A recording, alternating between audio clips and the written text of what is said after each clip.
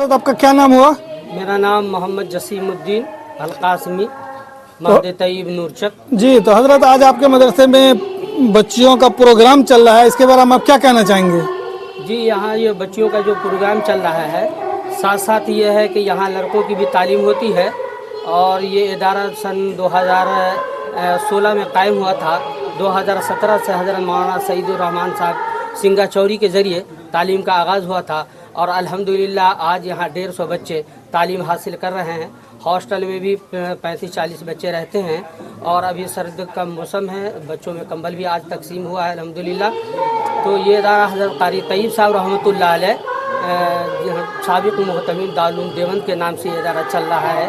और इस इदारे के सरपरस्त हज़रत मौलाना सुफियान अहमद कासमी हैं। तो यहाँ दोनों बच्चे यानी लड़के और लड़कियाँ दोनों के लिए हॉस्टल है या सिर्फ लड़कों के लिए हॉस्टल है? ये यहाँ सिर्फ लड़कों के लिए हॉस्टल है।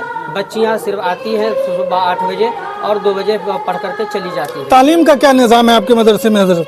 हमारे यहाँ तालीम का निज़ाम ये है कि दिनियात से लेकर नाजरा और दर्ज हिफ्ज़ तक की तालीम है। और साथ साथ उलूम असिया की भी तालीम है। जो बच्चे हिफ्ज़ मुकम्मल करते हैं उनको कोशिश ये है कि 9वीं और 10वीं की तालीम हो जाए। सिर्फ दीनी तालीम होती है या दुनियावी तालीम भी होती है? नहीं, दीनी तालीम के साथ साथ अल्हम्दुलिल्लाह दुनियावी तालीम भी होती है।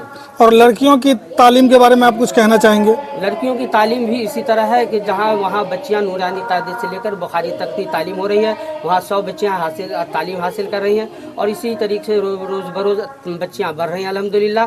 और वहाँ नूरानी कायदा से लेकर के बुखारी तक की तालीम होती है।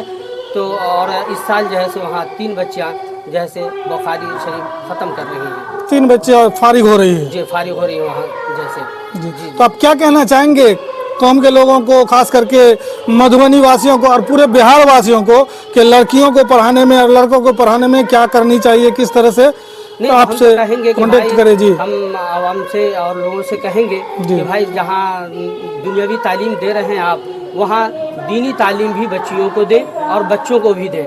फिर उसके बाद दुनियावी तालीम भी आप बच्चों को दें और बच्चियों को दें। जी।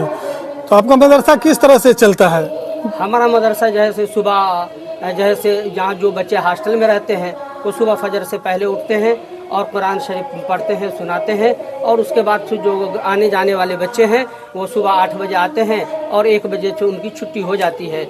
और जो बच्चे यहाँ हैं वो फिर जोहर के बाद। इसमें असातिज़ा किराम कितने हैं, शिक्षक कितने हैं टोटल? शिक्षक जैसे 7 हैं, एक बावर्ची है, एक चपरासी है।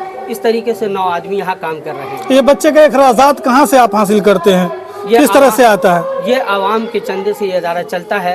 आम हजरात जो है वो जैसे ताउन करते हैं, इसे ताउन से ये इदारा चलता है। अगर कोई बच्चा आना आपसे के पास चाहे तो किस तरह से आपसे कांटेक्ट करेंगे?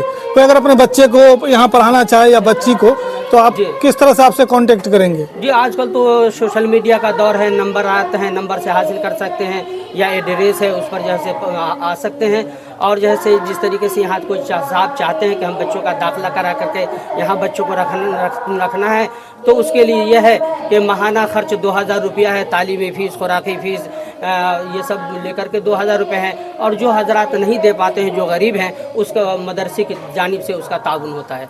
अगर कोई मदरसे में अगर मदद करना चाहेंगे, कोई अगर देना चाहेंगे, तो किस तरीके से वो अपना पेमेंट कर सकते हैं, दे सकते हैं? जी, तो वो पेमेंट कर सकते हैं। आजकल पे फ़ोन है, गूगल पे है, ऑनलाइन जो है से पेमेंट कर सकते हैं। और कोई साहब आकर के देना चाहते तो आकर के भी दे सकते हैं।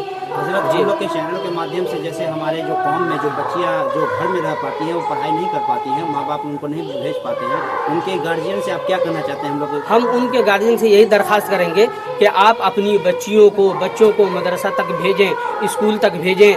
जहाँ भी चाहे दीनी तालीम उनको दें या दुनियावी तालीम दें, कोई भी तालीम बच्चों को दें, बच्चियों को दिलाएं। चलिए, शुक्रिया, धन्यवाद।